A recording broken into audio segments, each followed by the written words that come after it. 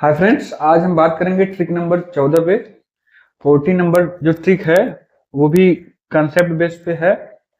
जो 13 वाला नहीं देखे हैं वो जाके पहले देख लेंगे कि वेन डायग्राम पे वो था, तो वो दो ग्रुप के बारे में बात हो रहा था, उसके ऊपर बता। आज जो हम बताएंगे वेन डायग्राम पे ही सवाल रहेगा, लेकिन वो तीन ग्रुप के बारे में रहेगा, क्योंकि तीन ग्रुप के जो सवाल होते हैं वो एग्जाम में ज्यादातर वही पूछे जाते हैं। ठीक है, तो हमें कुछ नहीं करना है। हमने जैसा बताया कि तीन ग्रुप हैं तो उनका कोई यूनियन होगा।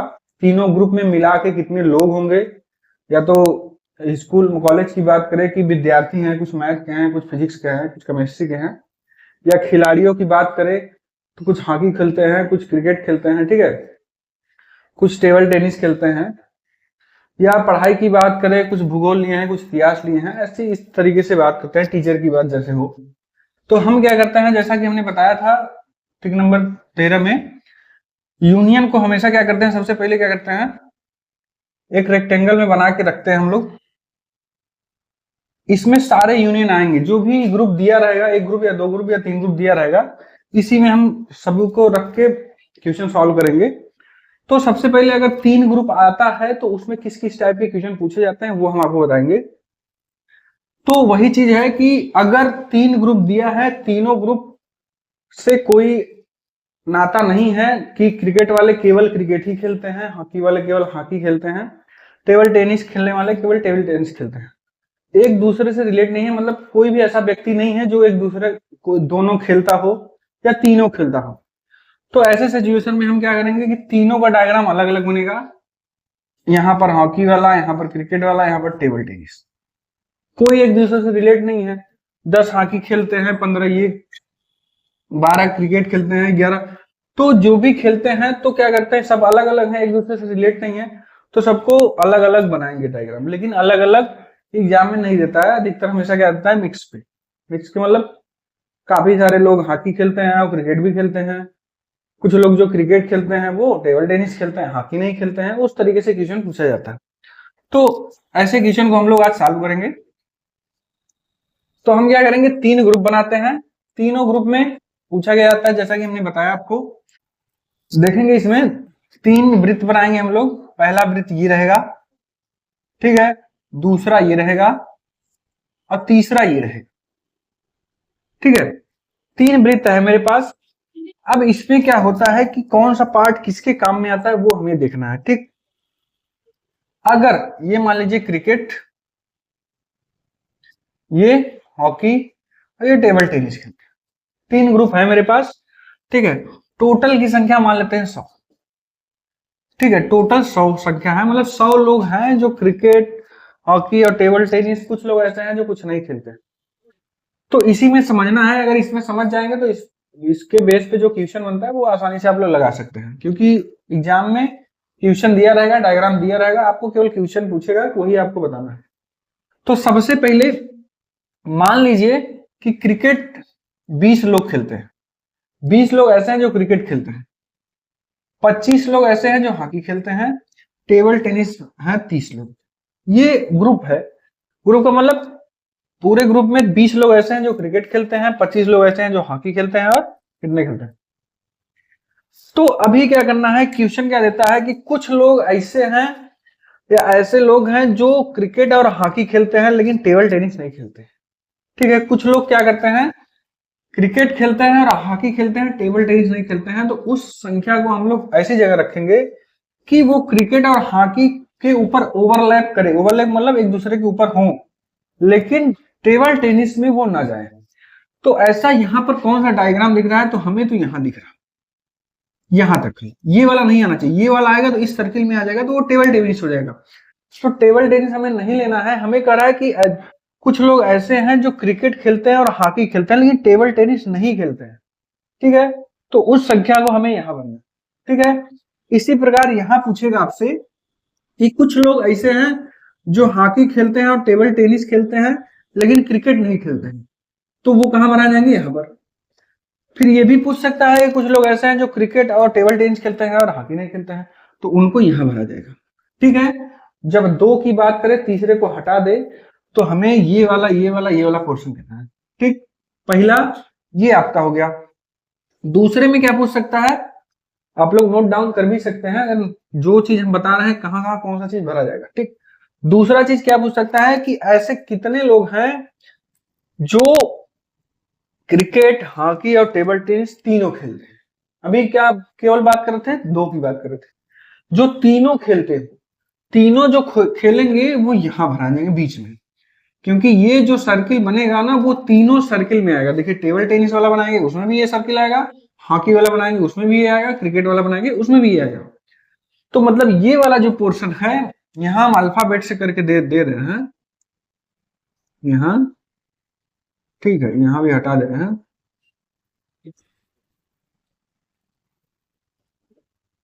यहाँ देखिए, यहाँ जो ए वाला पोर्शन है, ए, इसमें क्या होता है, जो तीनों चीज खेलते हो, ठीक है, ए जो है जो तीनों खेल खेलते हैं वो एक स्थान पर रहेगा। ठीक है, ऐसे वो व्यक्ति जो केवल दो चीज खेलते हो तीसरा ना खेलते हो, तो यहां हो जाएगा, हम बी भर दे रहे हैं, सी और डी। ऐसे व्यक्ति जो केवल दो चीज खेलते हो, जैसे क्रिकेट, हॉकी, केवल केवल ये वाला हो गया, केवल दो खेल खेलने वाले व्यक्ति। ठीक है, दो खेल खेलने वाले व्यक्ति कौन कौन से हैं, बी, सी और डी, बी, सी और डी। ठीक है, यहां पर ध्यान से दीजिएगा, जो जो बता रहे हैं उसी चीज में हमें रखना है।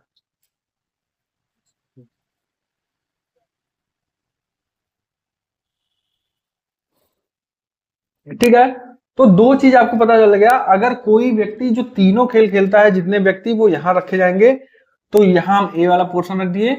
जो केवल दो चीज खेलते हैं, तीसरे से मतलब नहीं है, केवल दो का मतलब जो क्रिकेट और हॉकी खेलते हैं यहाँ बी, जो हॉकी और टेबल टेनिस खेलते हैं सी, जो टेबल टेनिस और क्रिकेट खेलते हैं वो डी। ये दो चीज खेलने वाले हैं। ठीक है, तो पहला जो तीन चीज, दूसरा जो केवल दो करते हैं।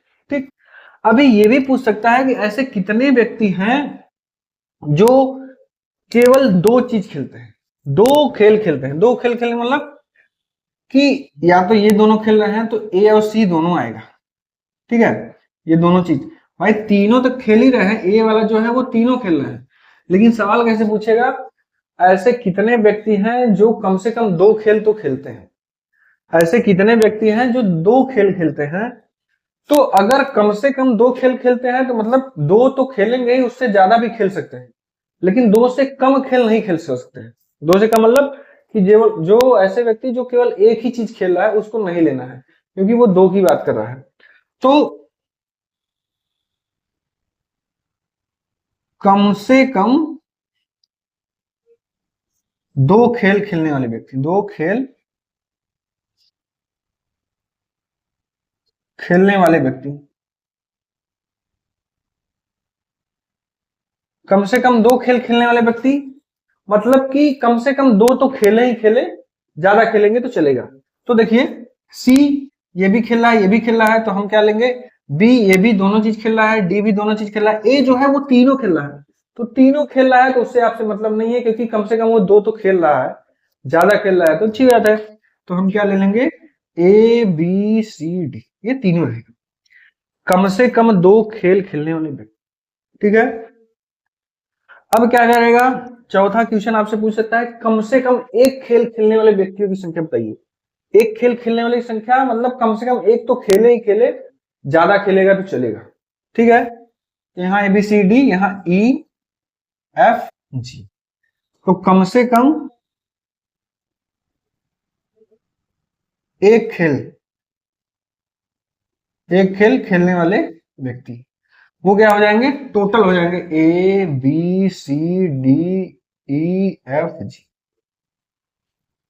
इसका मतलब बस समझते रहिए कि कम से कम बोला है तो उससे कम नहीं होना चाहिए, उससे ज्यादा हो जाएगा चलेगा। ठीक है, ये चीज आपको ध्यान देना है। ठीक है, इतने टाइप के हो गए, केवल दो, ये भी पूछ सकता है कि केवल एक खेल खेलने वाले व्यक्ति बताइए, केवल, कम से कम नहीं, केवल, केवल एक खेल खेलने वाले व्यक्ति। अब सी को लेंगे तो दोनों में आ रहा है, ये कट जाएगा। डी को लेंगे, ये भी कट जाएगा। बी दोनों में है, ये भी कट जाएगा। ए तो तीनों में है, वो भी कट जाएगा। तो कम से कम एक खेल खेलने वाले व्यक्ति ई, एफ और जी। ई एफ जी मतलब ये टोटल नहीं है, ये भी ध्यान दीजिएगा। ई का मतलब ये वाला पोर्शन, ई यहां तक, ठीक है, इधर नहीं जाना चाहिए, ये ई वाला पोर्शन। केवल ये क्रिकेट खेलता है। एफ केवल हॉकी खेलता है, उससे दूसरे खेल से मतलब नहीं है। जी केवल टेबल टेनिस खेलता है, उसे दूसरे खेल से मतलब नहीं है। तो केवल एक खेल खेलने वाले व्यक्ति कौन सा है? ई एफ और जी, ई एफ और जी, ठीक है। तो जिस टाइप से क्वेश्चन पूछेगा उसके हिसाब से मुझे जवाब देना है, लेकिन इसके भाषा को पकड़ना आपको आना चाहिए। यहां देखिए, पहला, दूसरा, तीसरा, चौथा, पांचवा, कितने टाइप से पूछ सकते हैं क्वेश्चन, और भी टाइप से पूछ सकते हैं। ऐसे कितने व्यक्ति हैं जो कोई खेल नहीं खेलता है? तो हमने क्या किया कि टोटल 100 लिए हैं। टोटल 100 में से हम क्या करेंगे, कुछ इसमें यहां भरेंगे। मान लीजिए 10 लोग यहाँ हैं, 10 लोग यहाँ हैं, 5 लोग यहाँ हैं, 3 लोग यहाँ हैं, टोटल भर लेंगे। टोटल भरने के बाद हम क्या करेंगे, सभी संख्याओं का योग करेंगे। पता चलेगा कि भैया 70 लोग हैं जो खेल खेलते हैं, बाकी 30 लोग कहाँ गए, क्योंकि टोटल तो 100 संख्या है ना। तो टोटल 100 संख्या है, खिलाड़ियों में जो क्रिकेट, हॉकी और टेबल टेनिस खेल रहा है वो तो यही है। तो इनको सबको ऐड कर लेंगे, जो बचेगा 100 में से वो बाहर रख देंगे। बाहर मान लीजिए 30 लोग को बाहर रख देंगे। तो क्वेश्चन ये पूछेगा कि ऐसे कितने लोग हैं जो कुछ ना कुछ खेल रहे हैं, ये भी पूछ सकता है। मतलब ऐसे कितने व्यक्ति हैं जो कोई ना कोई खेल खेल रहे हैं, तो ये टोटल जोड़ लेंगे, उनकी संख्या बता देंगे। ये भी पूछ सकता है कि ऐसे कितने लोग हैं जो कोई खेल नहीं खेलते हैं, तो ये टोटल जो खेलते हैं 100 में से घटा देंगे, नहीं खेलने वाले की संख्या निकल जाएगी। तो क्वेश्चन काफी टाइप के बनते हैं इसमें, लेकिन आपको समझना यही है कि हमसे ये कौन सा चीज पूछ रहा है, उसी चीज का हमें जवाब देना होता है। केवल 10 सेकेंड का ये सवाल होता है, बहुत ज्यादा ये लेनी नहीं होता, इसमें सॉल्व भी नहीं करना होता है। अभी हम क्वेश्चन लगवाते हैं, आपको खुद समझ में आ जाएगा। जैसे ही आप देखेंगे डायग्राम, वैसे ही क्वेश्चन देख के आप आंसर तुरंत टिक लगा देंगे। लेकिन अगर इस चीज को पकड़ने आपको आता रहेगा तभी, कि वो पूछ क्या रहा है हमसे एग्जाम में, ठीक है। तो इतने सब जो भी हम बताए हैं, इतने टाइप से क्वेश्चन उठा सकता है, बना सकता है अपने आप से। तो ये देखिएगा, ठीक है।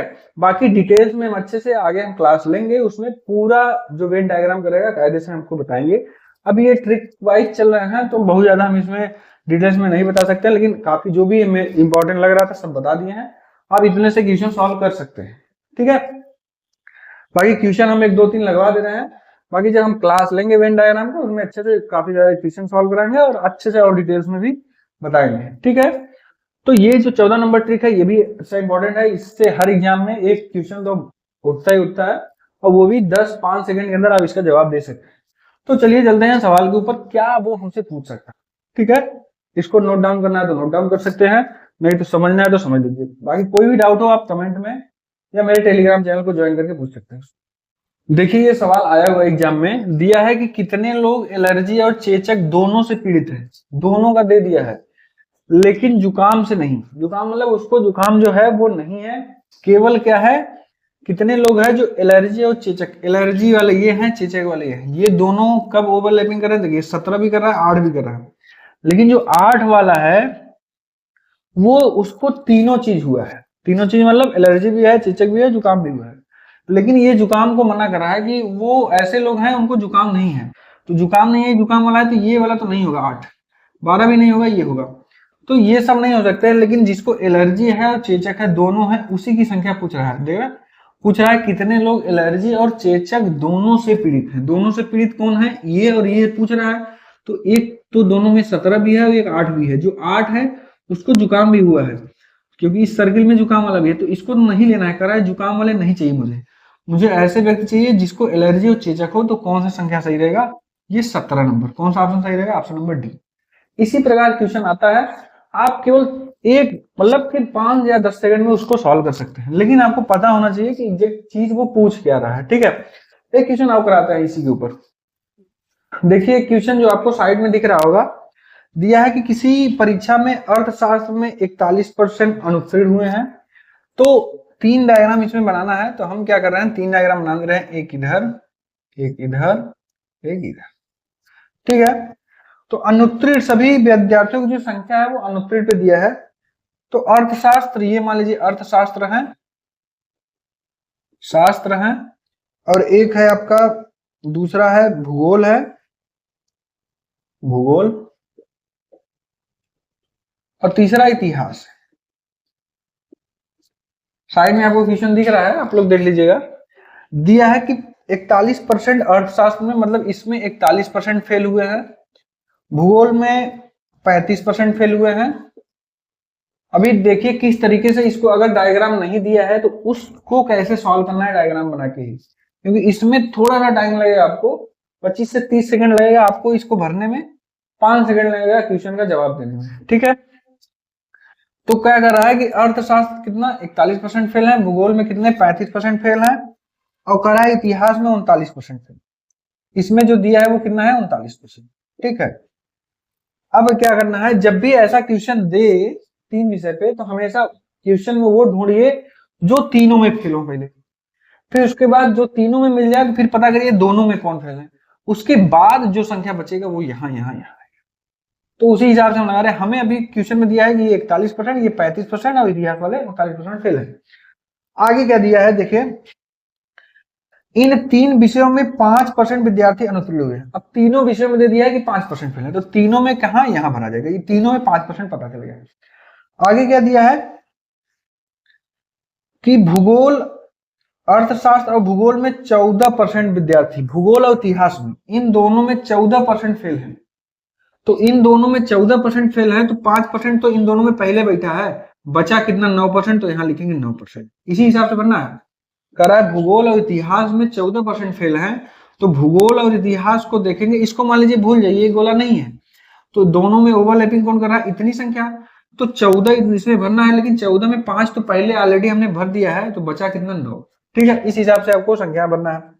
फिर क्या दिया है कि भूगोल और इतिहास में, ठीक है, 21, अच्छा सॉरी यहाँ 14 नहीं रहेगा, दिया है कि अर्थशास्त्र और भूगोल में 14% फेल है, तो अर्थशास्त्र और भूगोल में 14% फेल है, 5 यहाँ है तो 9% यहाँ भर देंगे। अगला क्या दिया है कि भूगोल और इतिहास में इसमें 21% फेल है, इसमें 21% फेल है, तो इन दोनों में क्या है 5 ये ऑलरेडी भरा हुआ है, तो बचा कितना 16, 16 5 21% हो जाएंगे, ये हो जाएगा। फिर उसके बाद क्या दिया है, इतिहास और अर्थशास्त्र में, इतिहास और अर्थशास्त्र में कितना 18% विद्यार्थी फेल है, तो इन दोनों में 18% है, 5 ऑलरेडी है, तो क्या करना है 18 में 5 जाएगा, कितना आ जाएगा 13, इतना हो गया। अब क्या देखिए पूछा है क्वेश्चन में, क्या पूछा है अभी हम बाद में देखेंगे, हो सकता है इतने से ही आंसर आ जाए, लेकिन हमें एग्जैक्ट में पूछा क्या है हम पूरा टोटल भर के बता दे रहे हैं कैसे कैसे इसको पूरा फिलअप करना है। अभी इतना जो हमेशा क्या करना है, सबसे पहले जो तीनों दिया वो तीनों भरेंगे।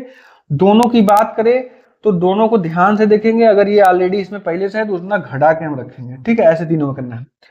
अब ये देखिए इस वाले सर्कल में टोटल कितना है 35%, भूगोल वाले सर्कल में टोटल कितना है 35%, जबकि 35 में 9% और 5% और 16% ऑलरेडी है इसमें, मतलब 16 16 5 कितना हो जाएगा 21, और 21 9 कितना हो जाएगा 30, 30% इस गोले में है, तो बचा कितना 5%, यहाँ 5% घटेंगे जो केवल भूगोल वाले हैं। ठीक है, ऐसे इसको नहीं, 39% टोटल है, यहाँ 13 5 18, 18 कितना हो जाएगा 16 34, तो 34% तो ऑलरेडी इसमें है इतिहास में, टोटल कितना है 39, तो 34 में 39 जाएगा तो कितना बचेगा 5%। ठीक है, इसको आप लोग जोड़ लीजिएगा, 16 और 13 कितना हो जाएगा 29, 29 5 34, 34 हो जाएगा, 34 5 39। ठीक, ऐसा इसको 41% टोटल है, जबकि ये ऑलरेडी पहले से है 13 5 18, 18 और 9 कितना हो जाएगा 27, तो 41 में क्या करेंगे 27 घटा देंगे, यहाँ 4 जाएगा, यहाँ से 1, तो 14% यहाँ हो जाएगा।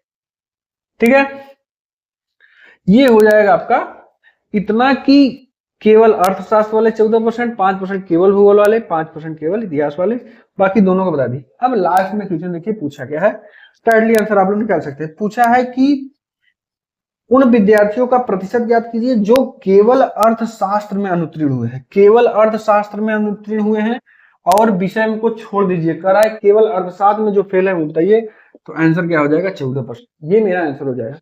इसी टाइप से क्वेश्चन पूछता है। तो कभी कभी एग्जाम में क्या रहता है कि डायग्राम दिया रहेगा, आपको बनाना है, और डायग्राम नहीं दिया है तो आपको डायग्राम बना के फिर क्वेश्चन का जवाब देना है। ठीक है, तो इस प्रकार इसमें जो है 14% क्या हो जाएगा, ऑप्शन नंबर जो रहेगा डी सही है। 14% लोग केवल अर्थशास्त्र में फेल है। पूछ लेता केवल भूगोल में फेल होने वाली संख्या 5%, केवल इतिहास में फेल होने वाली संख्या 5। इसी टाइप से आपको जवाब देना है। तो वेन डायग्राम में जो भी मैथ में क्वेश्चन पूछे जाते हैं वो हमने बता दिया है पिछले ट्रिक में, ट्रिक नंबर 13 में, और 14 में जो 3 डायग्राम बना के सॉल्व किया जाता है उसको भी हमने बता दिया। ठीक है, तो अगर हमारा वीडियो आपको अच्छा लग रहा है, ये ट्रिक वाइज जो आपको वीडियो हम डेली बेसिस पे देते हैं, कभी कभी गैप हो जाता है, बीच में नहीं पहुंच पाता है टाइम ना मिलने के कारण, तो हमारा वीडियो आपको अगर अच्छा लग रहा है तो हमारे चैनल को लाइक करें, सब्सक्राइब करें।